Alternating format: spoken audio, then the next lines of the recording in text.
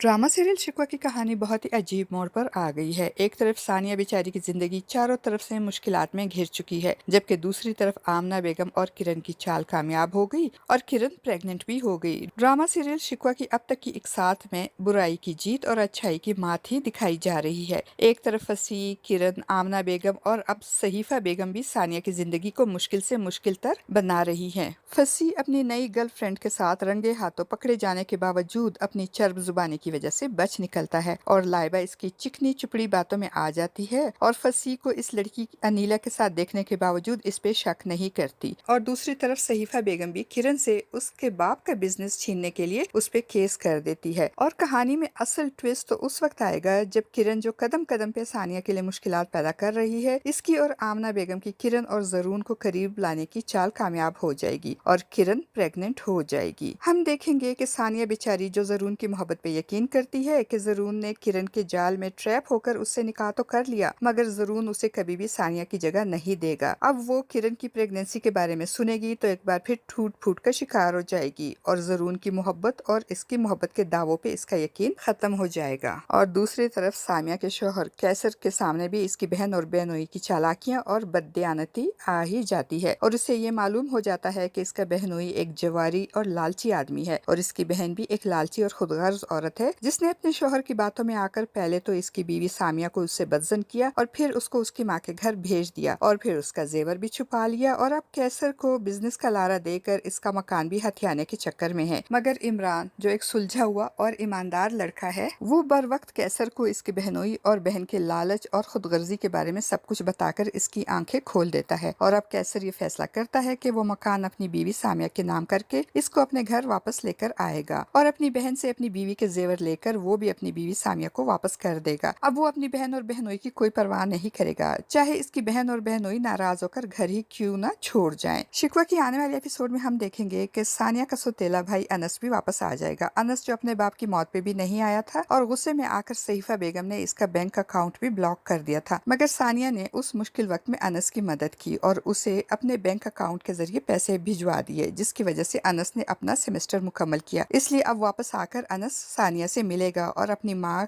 के सानिया के खिलाफ केस के सिलसिले में सानिया का साथ देगा। अनस, जो यूएस में स्टडी के साथ साथ शादी भी कर चुका होगा, इसलिए उसे अब ना तो अपनी माँ के केस और ना ही बाप के बिजनेस से कोई दिलचस्पी होगी। उसे अगर दिलचस्पी होगी तो सिर्फ पैसे से, इसीलिए वो अपनी माँ सहीफा बेगम और सानिया को साफ साफ बता देगा कि मैं वापस जाना चाहता हूँ क्योंकि मेरी बीवी मेरा इंतजार कर रही है, इसलिए आप दोनों में से जो भी मेरे हिस्से के शेयर्स खरीदना चाहती हैं खरीद ले और मुझे मेरे हिस्से की रकम दे दें। अनस की बात सुनकर सानिया राजी हो जाएगी और कहेगी, ठीक है, मैं तुमसे तुम्हारे शेयर्स खरीद लेती हूँ और तुमको तुम्हारे हिस्से की रकम अदा कर दूंगी। मगर जब ये बात सहीफा बेगम को मालूम होगी तो इनके पैरों के नीचे से तो जमीन ही निकल जाएगी, क्योंकि सहीफा बेगम ने सारी जिंदगी अनस को इसके बाप की कुर्सी और बिजनेस टेक ओवर करने के ख्वाब देखे थे और इसी कुर्सी और बिजनेस के सिलसिले में इसने हमेशा सानिया के साथ बुरा सलूक किया था, इसकी हक तलफी की थी और यहाँ तक कि सानिया की नफरत में किरण को जरून से मिलवाकर और जरून को किरण के जरिए ट्रैप करवा के सहीफा बेगम ने सानिया की शादीशुदा जिंदगी को भी बर्बाद कर दिया। अब जब इसका अपने बेटे को इसकी बाप की कुर्सी पे बिठाने का और बिजनेस टेक ओवर करने का वक्त आया तो अनस की यूएस में शादी और वापस जाने और शेयर बेचने की बात सुनकर सहीफा बेगम के सारे ख्वाब चकनाचूर हो जाएंगे और वो कहेंगी कि मैं अनस को ये शेयर्स बेचने ही नहीं दूंगी। अब देखते हैं कि सहीफा बेगम अनस को अपने हिस्से के शेयर्स बेचने